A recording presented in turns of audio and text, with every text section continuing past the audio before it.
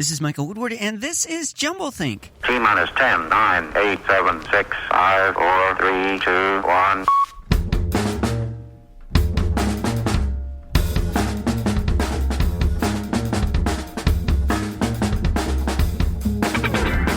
Welcome to Jumblethink, where we interview amazing dreamers, makers, innovators, and influencers about their journey of turning dreams and ideas into reality.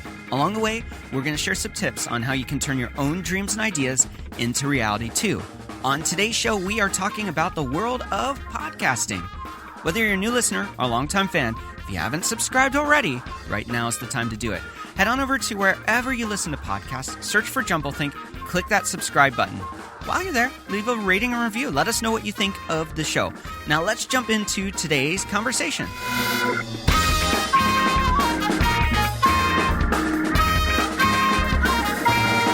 Hey there, welcome to Jumblethink. My name is Michael Woodward. I am your host. We have a very fun show lined up for you today. We're talking all about the world of podcasting. Before we get rolling, we want to take a moment and thank our friends over at Penji for supporting our show. Penji is your source for unlimited graphic design at a low monthly subscription. All you have to do is head on over to Penji, PENJI.co, that's .co. Use the code JUMBLE, and as a listener of Jumblethink, they're going to give you 15% off your first month. So head on over, Penji.co, and check out what they're doing. All right, we are ready to start today's show. Today's show is going to be a lot of fun. If you've been listening to the show for a while, you know that we typically in the past, for at least season 3, have done one guest interview a week, usually on Tuesdays, and then one topical episode, usually on Thursdays or Fridays.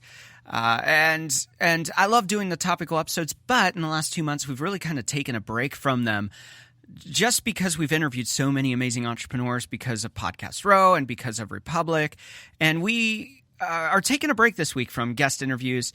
On Tuesday's episode, I did 10 questions from Cora. These were random questions about anything and everything, and it was a lot of fun, and I hope you enjoyed it. Today, we're going to do the same kind of thing, but we're going to get much more focused. Today, we're talking about podcasting. These are literally 10 questions that came in today from Cora, all about podcasting. So, as I said before, I get asked a lot of questions on Cora. I love answering them. So today, we're going to do something simple. We're just going to answer and talk about the world of podcasting, give you some insights, answer those questions from Cora, and hopefully have a lot of fun along the way. If you are a podcast listener, this might give you a peek behind the curtain. If you are a podcast creator, this may give you a peek behind how we do it. Hopefully, either way, it helps you in understanding the landscape of podcasting. There are people that have been doing this a lot longer than me. They've been doing it for 10 years.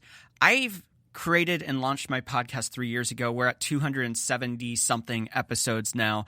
It's been a lot of fun.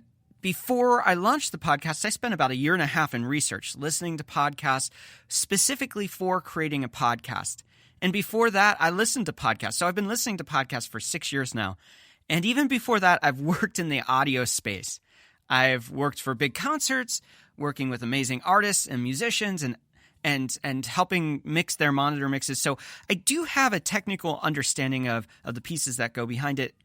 With that said, we're going to actually share a little secret here, just between us.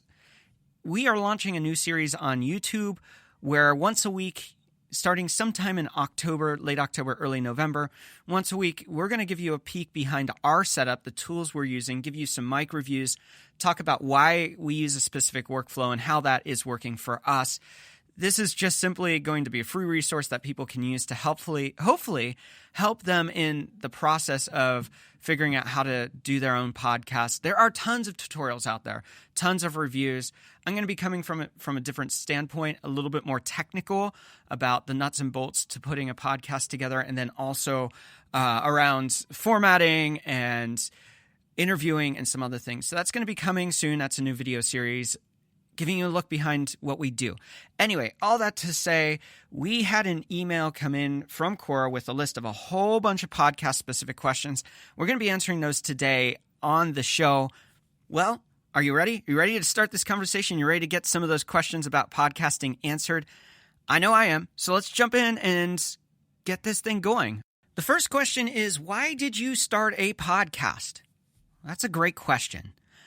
I get this asked every time I'm at a podcast event. I get this asked a lot when I'm out sharing about the podcast and what we're doing. So why did I start my podcast? Why did we start Jumblethink? A few years ago, my business coach asked me a question that will forever change the path of what I do and how I do it. To tell that story, I've got to back up a little bit. Back in the early 2000s, I moved to Northern California to work at a church I love, a church that impacts their community, working with recovering addicts, youth that don't have families, working with the homeless, and really helping overcome addiction in that community. It's a broken community that's seeing new hope and new light, a community that once was affluent from the gold rush and now is falling apart. And so this church came in and said, we believe that there is a dream and destiny for this community, and we want to help shape that. Well, somewhere along the way, I got connected with them through applying for a job there to be their worship pastor and their youth pastor. And that led me to the journey of moving out there. And for 8 years, I worked there. It was a phenomenal place. It is a phenomenal place, and they continue to grow and have launched their own school of ministry. Really, really cool place called the Father's House.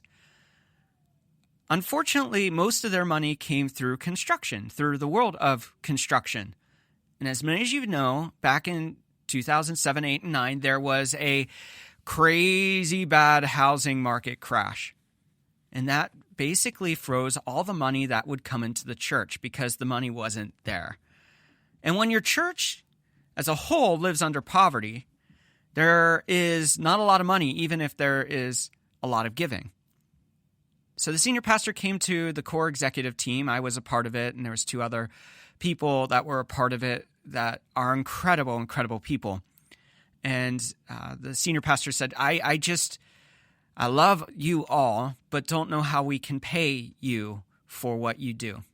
And so the 3 of us said, well, we'll volunteer because we believe in the vision and mission of this church. That meant I had to go get a job. And a friend of mine said, why don't you come work for me? Why don't you come be a part of what I'm building? He had a marketing company that he was transitioning into a digital web and online marketing company from a traditional marketing company. So I said, well, I don't know a lot about coding. I know a little bit. I know a little bit more about graphic design, and I don't know how I can be a part of what you're doing, but hey, I'm in. Let's give it a go. So I went to work for him, and about a year in, he wanted to focus on the philanthropic things he was doing. He was at retirement age and said, I want to go do something else. And so one of the other team members and myself, we split the company and started our own companies. A few years later, that guy got a job at Apple. And I'm so thankful for him because he taught me everything I know about coding, about approach to development. He was the spark that helped lead me into the career that I do now. And so he got a job at Apple managing code versions and said, do you want to buy out my half of the company? And I said, well, sure. So I bought out his half of the company, and from there we started working with Fortune 100 companies. We started working with top tech startups in Silicon Valley.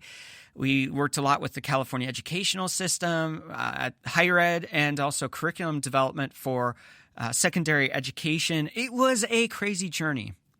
We built a big team, a team of 12 people from around the country. We had people working in Florida. We had people working in Pennsylvania. We had people working in Alabama and throughout California, and a core team of about 5 or 6 of us in Chico, California. And we went through a season of transition. I'll tell that story sometime, but that's for another day. I remember going into my business coach, and we're just talking about the state of the business, what we had built, and he said, Michael, I have to ask you an important question. I said, go for it. I'd love to hear that. He said, what do you want to do? And I was like, what do you mean? I built this big company. At least for me, it was a big company. We have payroll to make. We have taxes to pay. We have clients to satisfy. What do you mean? What do you want to do? And he said, yeah, you own that company. That's awesome. That's great. But you still get to pick what you get to do, what you want to do. So what is it that you want to do? And I remember sitting there kind of in shock and kind of looking at him like, what does that even mean? What do you mean by that? That makes zero sense. What do I want to do?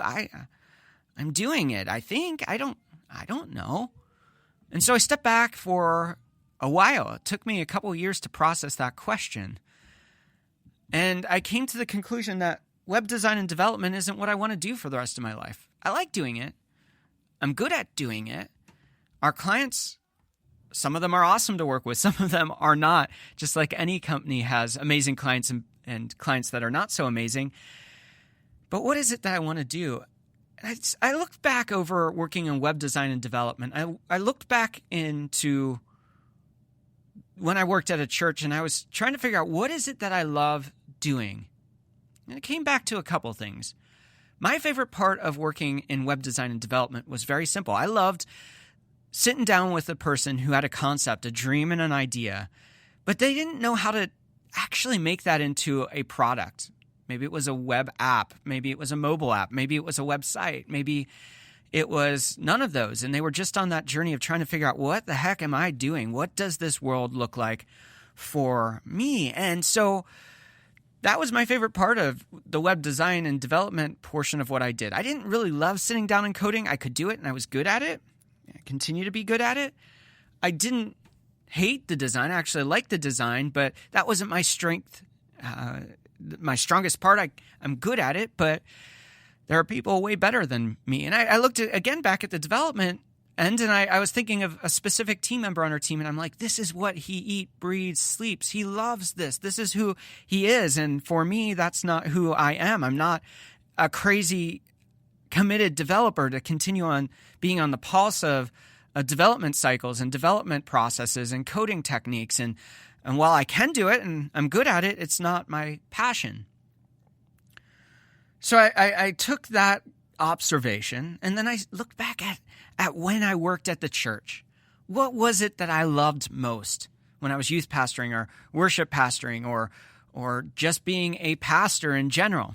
And it was the process of sitting down with people, helping them process their struggles, figure out who they are, their strengths, their abilities, their passions, and then working with them to move from where they've been to where they're going, from the life that they've accepted into the life that they were born to create.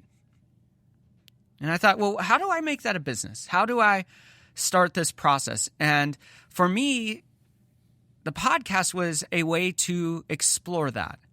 Explore the dreams and ideas of others, of other entrepreneurs, of innovators, of influencers, of dreamers, of makers, people who are living this life. And so it was never to be an entrepreneurial entrepreneurial podcast. It was meant to be about dreamers, about those makers, about those influencers, about those innovators. And with that, I'm going to say right here, we're getting back to those basics about the guests that we bring on as a podcast, about getting back to our core, our DNA, which was all about the dreams and ideas and figuring out who we're created to be and how we can get there.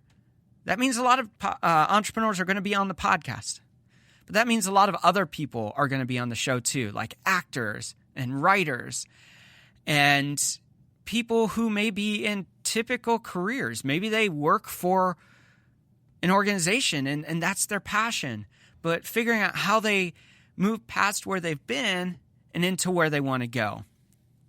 So we're getting back to that core, and you're going to be seeing a shift in that in the weeks to come, and even some exciting announcements happening here on the show about that. All right, so why did I start the podcast? We're going to get back to that question right there. It's very simple. Because we believe that people were created for purpose, that people have a call on their life. It amazes me how often I sit down with somebody, whether they're faith-filled, of any faith tradition, or they are an atheist. They all use the same terminology, the same lingo. They'll be talking about doing what they do, about their passions, about what they're creating, and they'll always say the same thing. I feel like I'm doing what I'm created to do. And so we're going to explore that more, about what it means to walk in created purpose. I love our show. I love what we've created. And that's why we started the show, to explore those things and then help people get there. From that, the podcast has been born into more than that. Working on a couple books, books about simplicity, about creative purpose, about micro experiments. So that's pretty exciting.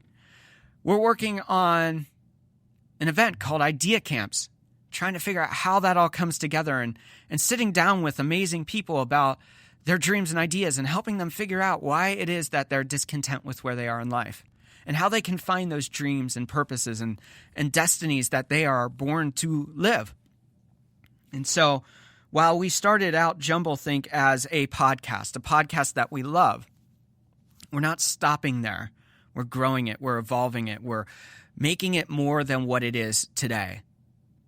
That is a very long question to a very simple question. Why did we start a podcast? And that's the story of how we started Jumblethink. Our second question for today's show, all about podcasting, is what is the best way to promote my podcast? What is the best way to promote a podcast? I wish I had a good answer for this. I think there's a lot of complexity on this question too, simply because different podcasts can be promoted different ways. And you have to know your audience. You have to understand what it is that they want and where they are to really promote it well. So I'm going to give you a couple suggestions here. Some of them are ones that we use. Some of them are ones that we don't use. But hopefully they'll help you on promoting your own podcast. Please know that this is only a scratching of the surface of ideas on how you can promote your podcast. We could probably go hours exploring different ideas on how you could promote your show. So here are a few. Number one, social media: Facebook, LinkedIn, Twitter, and Instagram. My recommendation is Master One. I wish I could say I'm good at this. I'm not. I think this is one of the areas we would hire someone, one of the first areas that we would hire someone. But figure out which outlet, which channel is the best one for you. And you could go beyond just those four those channels. You could be looking at Snapchat. You could be looking at other things. So for us, LinkedIn is super good because we have focused a lot on entrepreneurship and business. And so for us, that is a great place to connect with our tribe, with our community, people that would connect with our message. But beyond that, we're moving more and more towards Instagram. Instagram is a powerful tool because we want to reach more millennials, and that's part of where they're at. It's very image driven. So because we're doing more and more episodes in person, we can take photos and videos and share those through those channels. It's also a great way to capture people's attention because of the visual aspect of it. If you have good images, good messaging, people are going to be more apt to check it out. So find the social media channel that's right for you, master that channel, and then expand past that on different channels. For you, it might be YouTube, but figure out what that is and then master it. Second way to promote your podcast is through email newsletters. Build your tribe, build your community. And as you have captured their data, their email in this case, or maybe phone numbers for text messaging, you can continue to cultivate the message that matters to them. Understand your audience, understand what they want, understand what is critical to them, and then build content around what they want and then share it to them so that they want to engage with that. Number 3, word of mouth. This is a powerful tool. Whether it's in podcasting or business as a whole, word of mouth is one of the most powerful tools. And you want positive reinforcement of that word of mouth. Negative word of mouth spreads like a wildfire, but positive, it takes a lot more people. So the more people share your show with their friends, their family, their coworkers, whoever it is, that's going to help them on that journey of actually becoming a member of your tribe. So get that word of mouth out. Ask people to share your show. And if they are interested in their show, they're going to really want to be an advocate for you. One of my favorite ways is marketing your podcast, promoting your podcast face-to-face. Now, a lot of people go, well, I'm going to go to the latest, greatest podcast event, and there's nothing wrong with that. There are great podcast events out there. But if your tribe isn't podcasting, then that is a waste of time, energy, and resources, unless you want to go for learning, which there's nothing wrong with that. But you need to be in proximity, into face-to-face encounters with the people you're trying to reach. So if you're trying to reach entrepreneurs, you should be going to podcasts that focus on entrepreneurs. If you're trying to reach Hollywood, you should be going around industry specific events for Hollywood. If you want to talk about government, you should be going to events about government because those people are your tribe, and figure out what that tribe looks like and get into proximity with them. You could go as a speaker. You could go as a advertiser, have an actual table in their exhibition hall, and you could showcase your podcast and connect with people that. You can just walk around, start conversations at the event, have some kind of really catchy way to connect with people, give them something, and then they won't forget you. So you may want to do that. You may just want to literally every time you bump into someone, give them your card or your information. It surprises me. I was just out in LA preparing for an interview with an awesome guest that we're excited to share with you in the next couple of weeks. And when I was out there, I met a guy and said he's like, why are you out in LA? And I said, I'm out here for recording a podcast interview. And he goes, I want to know about your podcast. And we started a conversation. Recently, I was in New York for another podcast interview, and I was talking to a comedian, and I started sharing about the show. And she said, I'd love to hear your show. How can I connect? And so gave her information on how she can listen to the show that way. And so being around people, being in proximity with people is the best way, in my opinion, to share your show. It is a slower way to go, but when you have that personal touch, that touch point of face-to-face, there is a much more tangible experience that person has to say, oh, I actually know this person. I've experienced them, and I'd love to listen to their show. Another way is through ads. Where? Well, it depends on your audience. Maybe you want to do Facebook ads. Maybe you want to do Instagram ads. Maybe you want to do ads on Google. But you could use ads. This is one that is very controversial, not from the standpoints of ethics or anything like that, but on actual conversion and how good people do to convert their ad dollar spend into actual listeners. Something we've played around with and we're still trying to figure out. Once we figure it out, I'm more than willing to share it with anyone. So why don't we do? I'll let you know and what's working. Another way to promote your podcast is by guests. And I'm breaking this into two segments. Number one, your guests. If you bring on the right guests that are in the right pocket for you and they share your show, they're going to connect with their audience is going to connect with you, and if you run in the same DNA, the same ethos of what you're doing, then they're going to be a part of promoting your show for you. And you them. So it's a cross-pollination of your tribe connecting with them, their tribe connecting with you, and that's super good. But let's not stop there. You could actually be a guest on other people's shows. So figure out where your audience may be and how to connect with them through the shows that you go and guest on. I've done a bunch of guest appearances, and we typically see a spike in listenership and then a retention, a slight drop-off, but retention of some of those listeners every time we go and guest on a show. So go on over, figure out the shows that work for you that are out there, and capitalize on the community that they've built and reciprocate. Help your community connect with what they're doing too. And finally, traditional media. This could be through news channels, whether that's TV or newspaper. You could become an expert in your space, whether it's around podcasting or around the specific niche that you're in. So start making guest appearances on those traditional news outlets. You could also get on talk shows about those topics. And it doesn't have to be a national talk show. It could be a local show that's just looking for some content. It could be a regional show. It could be a niche show for a specific network. So like if you're working in finance, maybe you become an expert that shows up on CNBC or Fox Business. And finally, magazines and e-zines, or whatever they're calling them now, you could become an expert in your space, share your knowledge with those audience, bring value to those communities, and in turn, they'll promote you as the author of that and as a podcaster. So those are a whole bunch of ways. I don't even know how many, like 8 or more ways that you could promote your podcast. You got to figure out what works for you. It takes trial and error, but once you figure it out, you'll get it. It's awesome. So go check that out and try that for yourself. Crazy to think we are already 25 minutes into today's conversation all about podcasting. We're going to take a break here. We're going to thank some people who make today's show possible. And then we're going to be back to answer a few more questions all about the world of podcasting.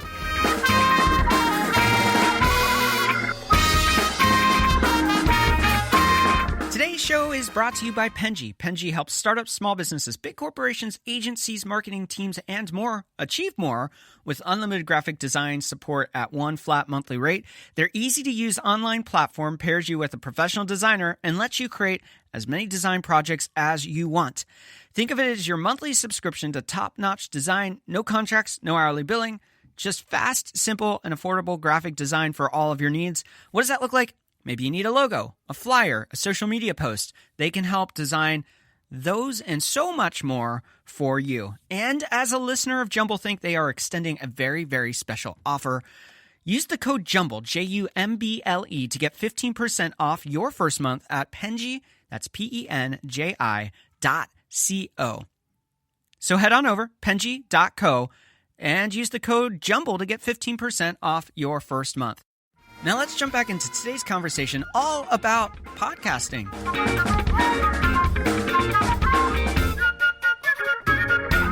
We are back to continue the conversation all about podcasts. The next question is, are podcasts dying? Now, there are multiple ways to really understand this question. There, of course, is the question of how many shows are there, how many episodes, how many active shows.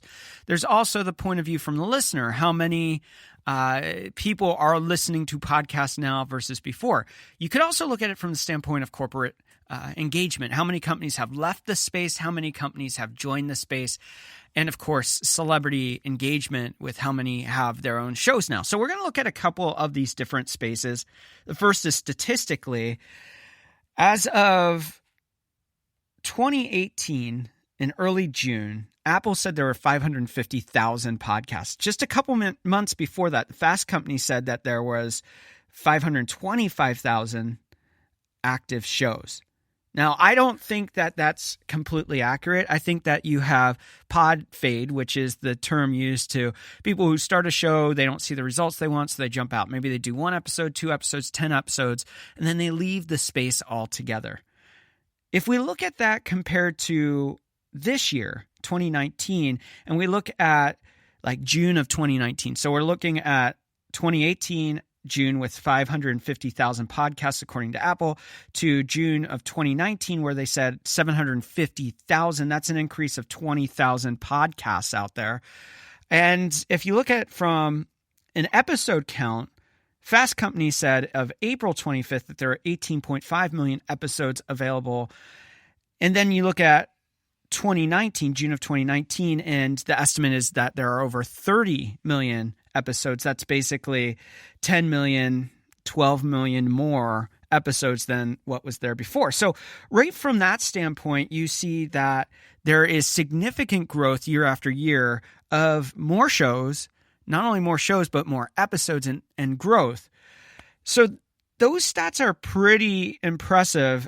I would say that there's growth, that there is significant improvement when it comes to the availability of shows and the sustainability of shows. I don't know if that's good or bad. I am of the opinion that we are getting to a critical mass of oversaturation of available content. And so that becomes, is it sustainable? And I think we need to broaden the conversation because it's not just about the content that's being created on podcasts, but there's a saturation of content created elsewhere, whether it's by content creators on YouTube or Instagram or Facebook or LinkedIn or Snapchat, or you could go broader and look at the content that's being created by traditional television. You have more saturation, whether it's HBO creating unique content or traditional stations like NBC, CBS, ABC, or cable stations. There's a broadening of the content creation, the sheer amount of content being created there, and then take it one step further on the content being created by new content creators like Apple TV and Netflix and Amazon. There is a lot of content. At what point do we oversaturate, just like in the tech space, have a bubble of content creation that kind of implodes a little bit and only the cream of the crop rises to the top? That's part of it. The other part of content creation and the saturation of content from the sustainability is the end goal of that content. For some people, they're going, hey, I'd be happy with 1,000 listeners every episode, and I'm using it to feed my business, which is in a very specific niche. It's a podcast about widgets. And so you have those kind of content creators. You have the content creators that are just doing it because they love creating it. Then you have the content creators that they're creating content for their livelihood. They make the money directly off the show and not using it as a feeder into their business. So that's more on the creator side. Now let's go a little bit deeper here. When it comes to actual listenership, 51% of the U.S. population has listened to a podcast, and 49% of podcast listening is done at home, while only 22% is done in the car, which is kind of amazing to me because I would think that that would be inverted. I would think that would be like 49% of podcast listening is done in the car, 22% is done in the home, but it's not. That's not what the statistical data talk to us about. And 80% of listeners listen to all or most of each podcast episode. And the average listener in America listens to 7 shows per week. That's 1 per day. So if we're looking at the U.S. population, we have a lot of growth there. And when you look at that and say 51% of the populations listen to a podcast, that's pretty impressive. When we get to the data at a more detailed level, we look and see that 12% listen to half an episode, 5% only listen to the beginning, 3% have no idea how much they listen to, and 35% listen to an entire episode. Growth from a standpoint from year over year, we see that we are having significant growth year over year, almost 30% growth just in 2019. And when it comes to demographics here, we look at men versus women, 56% are men, 44% are women. So there's a lot of growth potential here, and it is growing. It's consistently growing year over year. And these stats come from podcastinsights.com. You can check them out at podcastinsights.com. So statistically, we look at it and we go, there is a definite case to be said that we're having growth. So is it dying? No, it's growing. We might hit a critical mass where it levels out or we see some kind of attrition, but overall it continues to grow. Now, the other area that I talked about was celebrity. We're seeing more and more celebrities join the podcast space, and that is just a sign that it's becoming more pop culture friendly. The more you see celebrity and corporations embrace it, the more you're saying, hey, this is a pop culture thing. This is incorporated into everyday life. And we're seeing more and more celebrities and corporations join that space. Now, we are seeing some corporations leave the space. There's been some online magazines. There have been some traditional newspapers that have gone heavy into the podcast space, and now they're kind of cutting back. But I think that has more to do with the evolution of their media and outlet, that they're going, hey, we can create better content that's more tailored, less content, and better reach our audience. Or they may be seeing Netflix is better for us. And so each individual corporation, celebrity, wherever it is that you fit, has to find the outlet that's best for them. And for a lot of people, that's podcasting. Now, on this show, I just want to say this straight up. Our goal here is to build a show that is financially sustainable by the podcast itself, that it is paying for itself. We're creating revenue and generating revenue, whether it's off of ads or sponsorships, to support the show. That's our goal. Straight up, that's what it is. I'm not going to hide that fact. I'm not going to sugarcoat it. We are here to be a profitable and sustainable podcast. Now, that may mean we're only part of 1% of podcasts, or maybe even 10% of the podcasts out there, 5%, that is their livelihood. We will have other areas that we make money, like idea camps or consulting, but for the vast majority of what we want to do, we want to make it right off this show. Just saying that straight out, not going to hide it. There it is. Now, if you're a podcaster and you're wondering, what does that mean for you? It means a couple things. If you're going to do a general show, it has to be incredibly strong, and you have to have good marketing around it. If you are going to want to break through quickly and reach your audience, whether it's to grow your business or to get an audience and become an expert in that space, you need to niche down. For us, our niche is kind of ideas and innovation. Although that can be broader. We want a more general show because we believe everyone's created for purpose. And so the show could apply to everyone, but we are specifically focused on those people who want to say, I believe in the ideas and dreams I have and I want to create them. For you, you may be going, I want to create a niche show all about guitar amps. Not about guitars, not about pedals, but guitar amps. I want to create a niche show all about serial podcasts. So it's a podcast about podcasts that are murder mystery. And so you've got to find the niche that works for you and stick there. And then you've got to figure out, what is it that you value? Do you want to create revenue from this? Do you want to just do it for fun? Do you want to use it as a feeder for your business? Do you want to use it as a credibility builder for being an expert in your space? You've got to figure that out.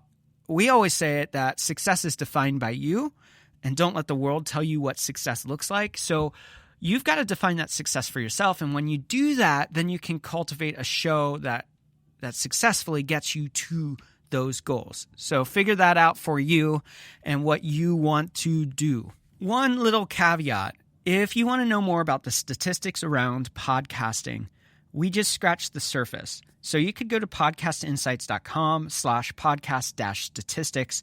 We'll put that link in the episode notes. Also, if you are listening along and you're wondering what questions we're going to ask, there are timestamps in the episode notes. Simply go to jumblethink.com, check out the episode notes for this episode, or wherever you're listening, Apple Podcasts, Stitcher, Spotify, wherever it is. Check that out and you'll find that in the episode notes too. So you want more information about the actual data behind podcasts? It just goes on for hours and hours, the amount of data you can find there. So podcastinsights.com/podcast-statistics. Super, super helpful. Our next question is this: is it possible to make a podcast episode every week on the weekends? Again, I think that this is a very specific question, and I'm going to answer it more broadly. It has to do with your commitment to the podcast. Are you willing to commit to your show? I would say that anyone that has any kind of experience in this could create a podcast in a couple hours. So if you have Saturday night and you go, I'm going to start at 6 p.m., by 11 o'clock, you will have a complete episode created, edited, and released. We'll create this episode probably over the course of 2 hours with editing, with curating, with research. All of that goes into each episode. So yeah, you could create an episode every week on the weekends for like a Tuesday or Monday release. You could create it in the evening. So if you work a 9 to 5 and then you have family time, you go to your kid's soccer game, you do dinner, you do all of those kind of things, and you're coming back and you're saying, I'm going to take from 10 o'clock to 11 o'clock or 11 o'clock to midnight every week, and every weekday work on that podcast. You could have a couple episodes a week if you really wanted to. We do 2 episodes a week here. Each one probably takes around 2 to 2.5 hours when it comes to recording and editing. So we're just in recording, editing, and releasing. Artwork, social media posts, we're probably 6 to 8 hours in for 2 episodes a week. So that would be 3 to 4 hours a week. We've done episodes much quicker. I've done episodes where I've edited a really good interview and it only took 30 minutes to edit it, and then 10 minutes to create the episode art, and the episode notes took another 15 minutes. So yeah, you could completely create a great podcast on the weekends. You could create a 2 episode per week show if you really wanted to. So all that to say, what it comes down to is your life and your lifestyle. Now, if you say, hey, I coach my kids' football team and we have football games on Friday night, and then we have all-day practices on Saturday, then we go to church on Sunday morning, and then Sunday afternoon is family time, and then we do homework and stuff on Sunday afternoons with our kids, and I have to do a project for work and all of that, then maybe not. Maybe it won't work for you. So you have to gauge your own personal commitment, your own lifestyle, what's going on for you, and figure out if it works for your schedule.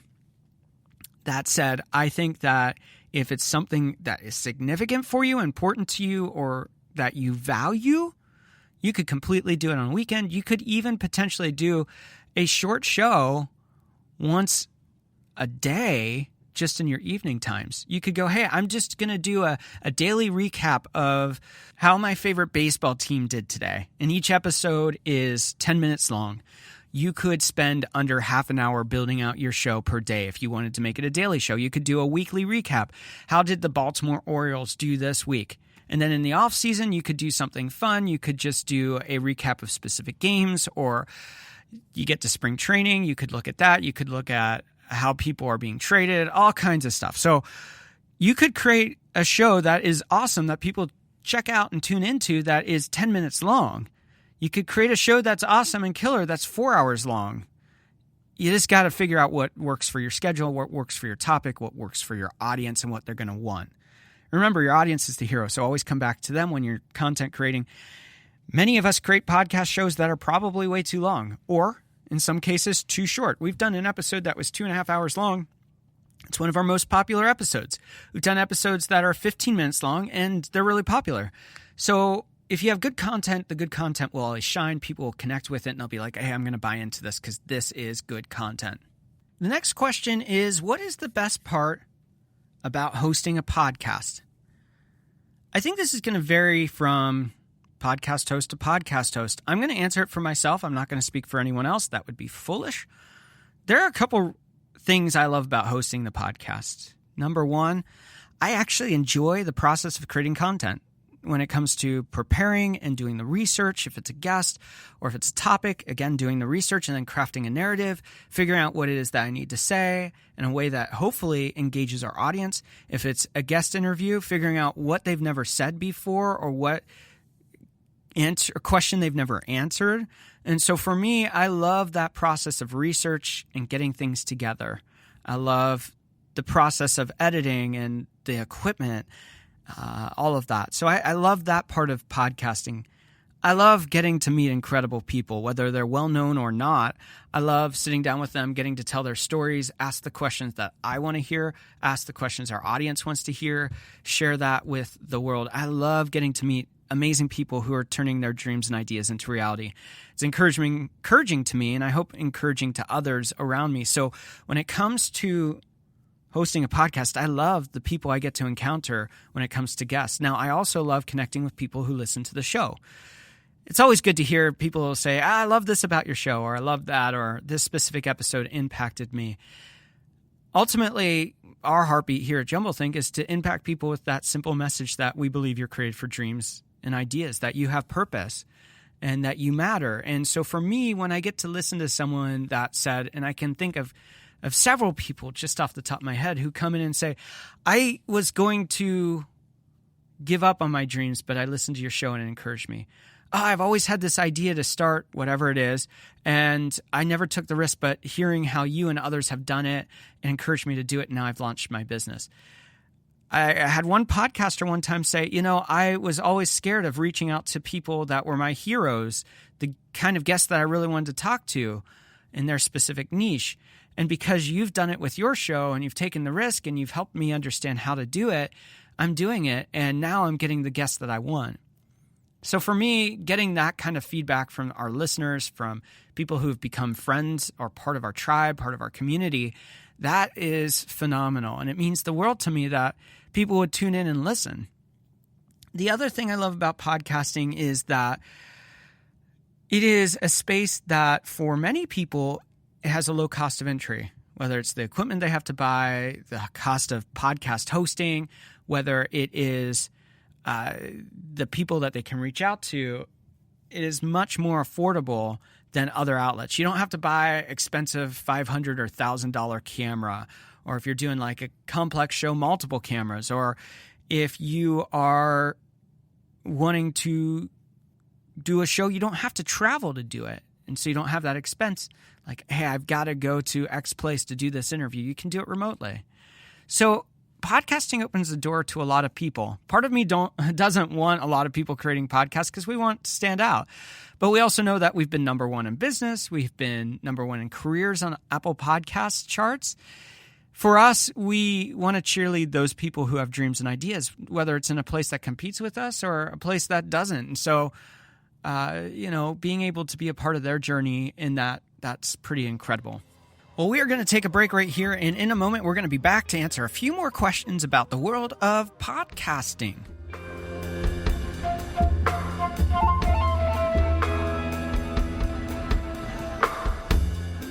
Can you believe that fall has officially started? I know for me, fall is my favorite time of the year. There's something magical about the crispness of the air, the rustling of the leaves, the apple cider. Soon it will be Halloween, and our kids will be dressed up as amazing creatures and characters as we go trick-or-treating. It's the start of the Hallmark movie series with all of those specials. I know I watch them. You probably do too. There's family time with our siblings and our parents at the Thanksgiving dinner table. And of course, Christmas season, where my wife and I get to sit around the Christmas tree with our two daughters to watch them open up the Christmas gifts. It's truly my favorite time of the year. Not only, though, are we seeing the changing of the seasons from summer to fall, but for many of you listening, I know that you're seeing seasons of your own life change too. Maybe it's the birth of a new child, transition in your job, or going from college and into the workplace. As we see the seasons change, it's a great time to reflect on new possibilities. Here at Jumblethink, we are here to help. We are hard at work to bring you the first ever Idea Camp. Idea Camps are all about giving you the tools and inspiration to turn those dreams and ideas deep inside of you into reality. To make it even easier, our first ever Idea Camp will be a virtual Idea Camp. So if you're ready to move past the dream and start making your dreams an idea and that idea into a reality, head on over to jumblethink.com/ideacamps to learn more, to sign up for more information, and to get ready to be a part of our first ever virtual Idea Camp. So head on over, jumblethink.com/ideacamps. Now let's jump in for our final few minutes as we talk about podcasting. Placez votre électrophone à portée de votre main. Levez seulement le bras. And we are back to continue the conversation all about podcasting. I hope that so far today's show is giving you a little bit of that peek behind the curtain that I was talking about earlier. If not, sorry, I hope it's at least giving you a chance to think differently about how you view podcasts. We've got our next question. The next question is this: what common mistakes should all new podcasters avoid? There are going to be a lot of them. I'm going to focus on 4. Number 1, managing your expectations. All of us think that when we start something, the world will be ready for it, they will want it, and it will explode. We'll get billions of listeners, billions of downloads, and our lives will be changed, and everyone we talk to's lives will be changed. That's our hope, that's our desire, and that's, for many of us, our expectations. I know for me, when I started out, I expected to do really well very quickly. Unfortunately, I didn't have the audience build up to have a massive successful podcast from day one. The reason was I worked business to business. My clients were a one-to-one relationship where we came in and served their needs and helped them do what they need to do. And so we didn't have an audience to just explode. Now, there are those moments where everything aligns and all of a sudden there's a viral moment and a podcaster gets big real quick. And sometimes that's good and right. And sometimes it actually sets that podcaster up for failure. So you need to manage your expectations to what is reasonable. And what is reasonable may be dictated by your current audience. It may be dictated on your area of expertise and actually the depth of your knowledge. There are many variables that are going to play into that, but you have to manage appropriate expectations. Expect that the show is going to be a grind. Expect that things aren't going to go perfect. Expect that you may not have any listeners day one. On the flip side, if you get that, it's just so much more of a blessing. Whereas if you don't get it, it is a big drag and it takes you down. Number 2, be committed. A lot of podcasters go in with those expectations, and when it doesn't unfold in the first week, 2 weeks, month, or even 6 months, they check out and they say, I'm done. You've got to manage your commitment. You've got to say, I'm in this for the long haul. If I get 10 listeners, are those 10 listeners enough to sustain me through the first week? If I get 100 listeners or 1,000 listeners in the first couple months, is that enough to sustain me through the next year? You are doing this to build something awesome. To build something awesome, it takes time. It isn't always overnight. The garage success stories aren't always true or what we expect them to be. So Make a commitment, say, I'm in this for the next year. I'm in this for the next 2 years. And then reevaluate and say, you know what? It hasn't met my expectations, but I love what I'm doing. And I love that we are growing. And then you make a new commitment for the next year, or the next 2 years, and you continue on that journey. You will be thankful if you stay the course and you keep on getting better, which is point number 3. Probably you're going to be arrogant thinking that you are the best at what you do, and you need to assess what you're doing. Every episode, listen back. What worked? What didn't work? What can I do better? What questions flopped? What did I miss that I should have followed up with? Analyze everything you're doing and pivot and change and grow and evolve your show. Figure out what people like about your show. Figure out what they hate. Get rid of the stuff they hate, do more of what they like, and grow the show. But don't be arrogant. You are probably not as good as you think you are. I am probably still not as good as I think I am right now. And so we're constantly evolving. We're constantly growing. We're thinking about what's working. We're changing what doesn't. And we are making our show stronger. You have to be prepared for this journey. And if you think you know everything, you're going to go in without having the preparation you need, the research you need for the guests, for taking the risk and stepping out. So you need to make those choices. And number 4, fear of starting out. A lot of people who are starting out put off starting because they want perfection. Your first show is not going to be perfection. Your 100th show isn't going to be perfection. Your 1,000th show isn't going to be perfection. It's going to get closer each time. You're going to get better. But not starting because you have a fear of starting is going to set you back and actually make your journey much longer than it needs to be. Best time to start is today. The next best time is tomorrow. If you keep putting it off, it's never going to happen. So don't put off starting. Those are the 4 tips for common mistakes I think new podcasters need to avoid. And I'm going to give you one bonus one. Go in with a plan. A lot of podcasters think that it's real easy to do this off the cuff. It's not. Your content will not be good if you just try to do it off the cuff. Go in with a plan. Go in with a format. Go in with a structure of how you're going to lay out your show. Now, you can evolve it, and if there's moments where, let's say you have a guest and all of a sudden they drop like a piece of information and you're like, this is not on my research, this is not in my notes, and you're like, I've got to go with this. Have time and ability for spontaneity, and as you become a better interviewer, you'll know how to chase the interview as you're going through it. But go in with a plan. Don't just go in and go, whatever happens, happens. That's not honoring to your guest. That's not honoring to your audience. Go in with a plan. Go in with research and be prepared for your show. I think we have time for maybe 1 or 2 more questions. So the next question is a really, really, really, really, really, really important question. Yes, I emphasize that because it is really important. How do I create a successful podcast? There are going to be people that tell you that if you hit a specific mark, if you have a certain number of episodes, if you have a certain length of endurance in your show, that you're successful. Or maybe it's about an amount of money that you make on your show, or the guests that you land, and that's your success. And that's what people tell you you should measure as your success. Those are all really dumb suggestions. I'm not going to tell you what success looks like, nor should anybody else.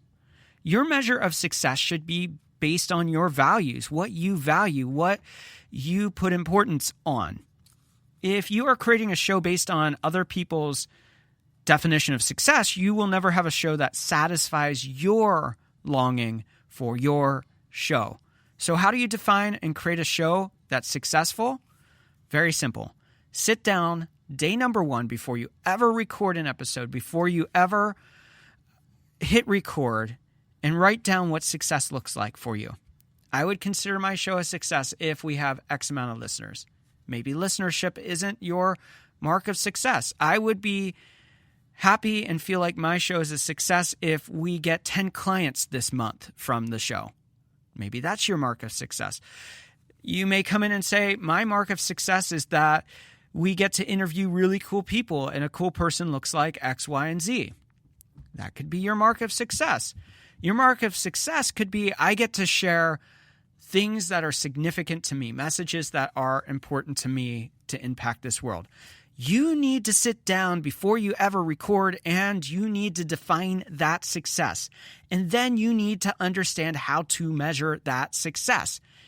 You will not be successful day number 1. You may not be successful day number 1,000, but you're always moving towards that marker of success. And if you don't know what success looks like, and if you don't know how to measure it, then you won't get there. What does measure success look like? If you go, I want a podcast that generates enough income for me to live comfortably, you need to define what comfortably looks like. I need to make $5,000 a month off my podcast, let's say, just using fake numbers here. And you go, then how do I get there? Is it through advertising? Is it through the podcast feeding my business? Is it through some other mechanism? And then you need to quantify that and say, I can measure this as success. And so day number 1, you go, I have no sponsors and no revenue. It's not a successful podcast for me yet. Day 200, you go, I have one sponsor. I need to make $5,000 in a month. I'm making $1,000. Your show is more successful, and it's going towards the success you want. Day 400, you go, I've got 2 sponsors. Now we're making $2,500 a month. And then you go, 5 years in, you're making the $5,000 a month you need to sustain. Now your show is successful. The other thing is that you need to define how you can get there in growing the show so that it is successful.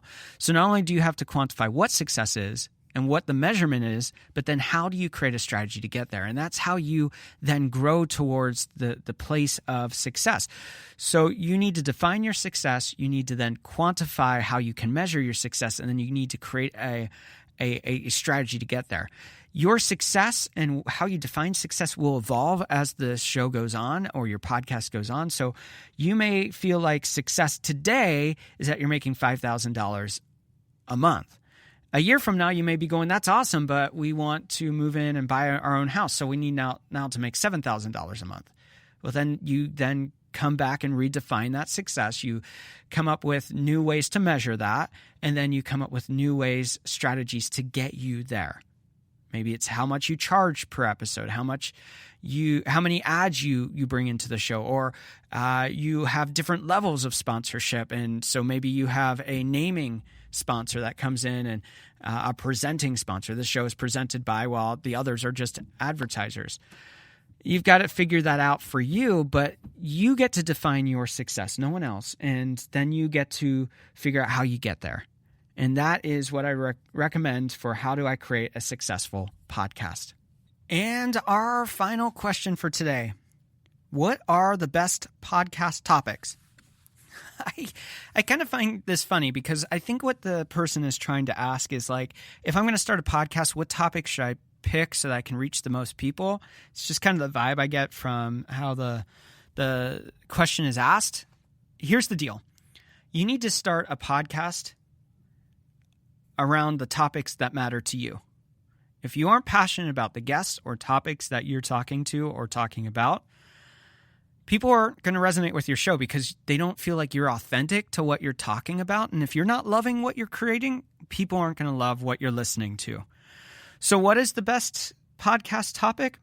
The one that you get excited about, the one that you want to create, the conversation you want to have.